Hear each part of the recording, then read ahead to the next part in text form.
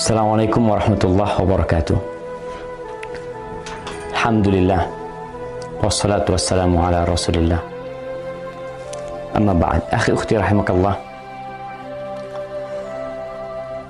Mendengarkan sebuah cerita yang aneh, menyeramkan, terkadang disenangi oleh sebagian orang. Tapi bagaimana kalau ternyata cerita yang disampaikan adalah bohong dan dusta? Maka kita tidak akan suka dengan pelakunya. Lalu bagaimana pula kalau ternyata cerita tersebut disandarkan kepada Nabi alaihi salatu wassalam, padahal Nabi tidak pernah mengucapkannya?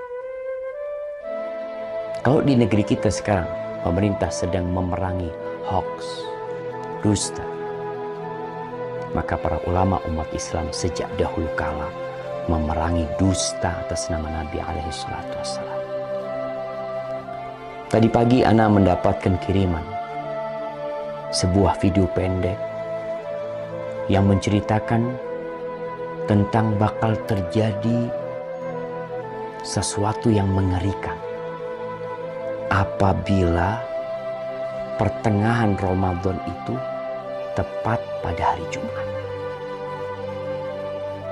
Dengan semangat dia membacakannya, membuat orang yang menontonnya akan tertarik dan mungkin percaya. Dan memang dusta apabila diulang-ulangi, disebarkan, terkadang bisa menjadi sesuatu yang diyakini oleh manusia kebenarannya, padahal itu hoax. Dan Rasul SAW mengatakan, man kadzaba alayya muta'ammidan falyatabawa maq'adahu minan nar. Barang siapa yang sengaja berdusta atas nama aku, hendaklah dia bawa kursinya, tempat duduknya ke neraka. Maka jangan mudah-mudah menyebarkan hadis palsu, hadis dhaif, kecuali memberikan penjelasan. Kalau hadis itu palsu atau hadis itu dhaif. Ana akan bacakan hadisnya. An Ibnu Mas'ud, dari Abdullah bin Mas'ud radhiyallahu taala anhu qala Rasulullah sallallahu alaihi wasallam, Rasulullah sallallahu alaihi wasallam bersabda, padahal Nabi tidak pernah menyabdakan hal ini. Idza kana sayhatun fi Ramadan fa innahu yakunu ma'ma'atun fi Syawal wa tamyizul qaba'il fi Dzil Qa'dah wa tasfikud dima' fi Dzil Hijjah wal muharram wa mal muharram yaquluha 3 marrat hayhata hayhata yaqtulun nas fihi harajan haraja. Qulna wa ma as-sayhatu ya Rasulullah?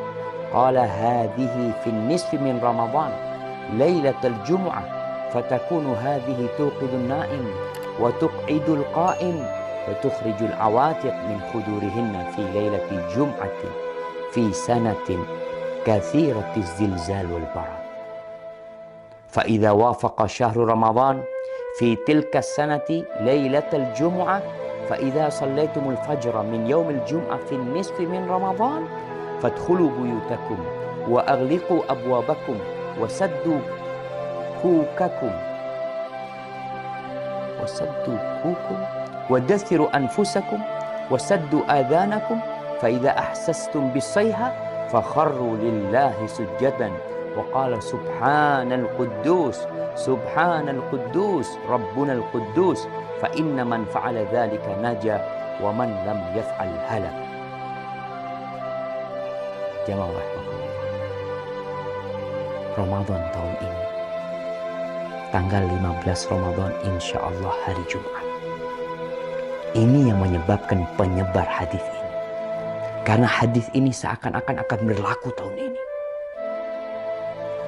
Yang artinya dari Abdullah bin Mas'ud radhiyallahu taala anhu, Rasulullah sallallahu alaihi wasallam bersabda, apabila ada suara dahsyat tepat di bulan Ramadan, maka itu akan terjadi beruntun sampai bulan Syawal. Banyak di antara golongan manusia lebih memisahkan diri. Mereka bergerombol-gerombol di bulan Dzulhijjah.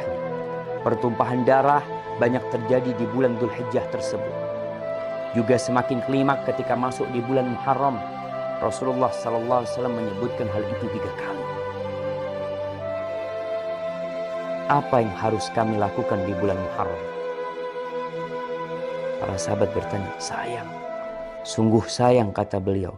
Mereka tidak mengetahui dan apa yang harus dilakukan di bulan Muharram.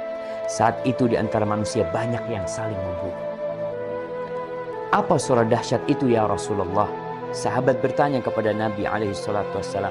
Suara keras itu adalah mulai terjadi di pertengahan bulan Ramadan yang bertepatan di malam Jumat. Suara dahsyat itu mengagetkan orang-orang yang sedang tidur, menjatuhkan orang yang sedang berdiri. Segala benda terhempas jauh keluar dari tempatnya, atau para wanita yang masih gadis akan keluar dari kamar-kamarnya. Malam Jumat pertengahan Ramadan itu terjadi goncangan dahsyat dan cuaca sangat dingin. Banyak sekali terjadi gempa, banyak sekali yang seperti yang kita lihat lah, gempa di mana-mana mungkin.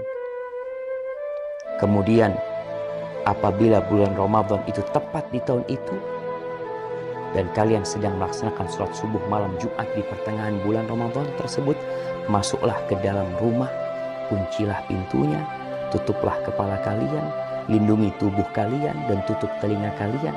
Apabila kalian merasakan suara dahsyat, bersyukurlah, sujud.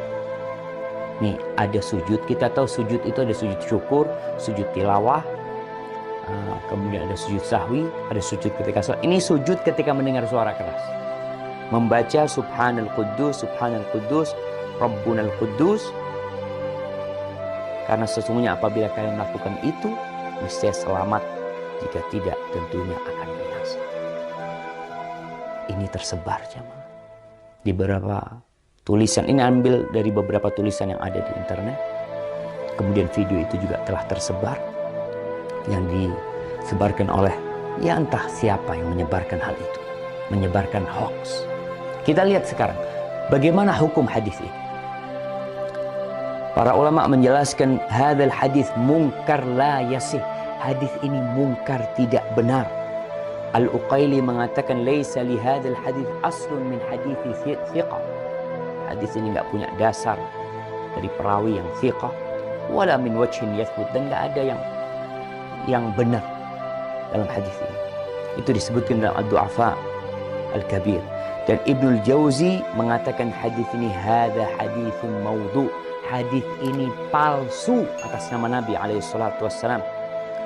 Kemudian Syekh Albani mengatakan maudhu'un, hadis ini palsu, diriwayatkan oleh Nu'aim bin Hammad dalam kitab Al-Fitan. Dan Al-Imam Al-Zahabi mengatakan qultu dha maudhu' wa maslama saqit matruk. Ini hadis palsu. Perawinya ada yang matruk, yang dituduh berdusta.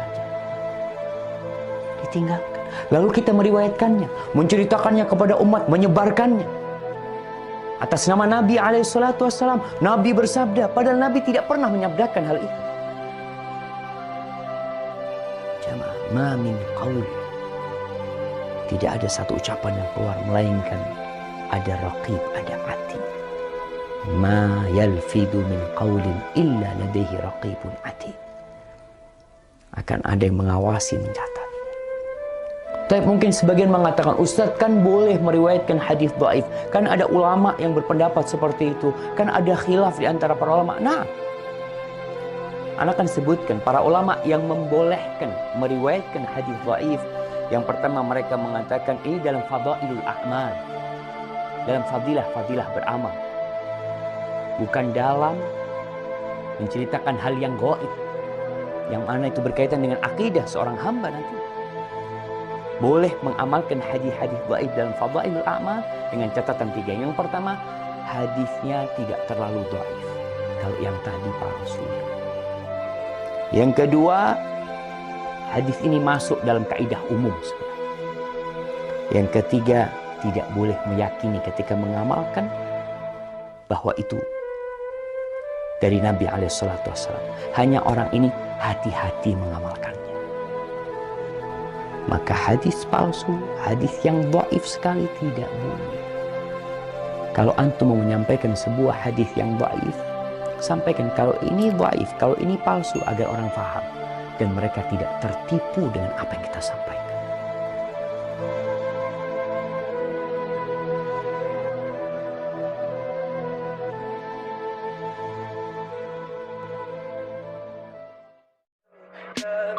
Tell me pretty lies, look me in the face, tell me that you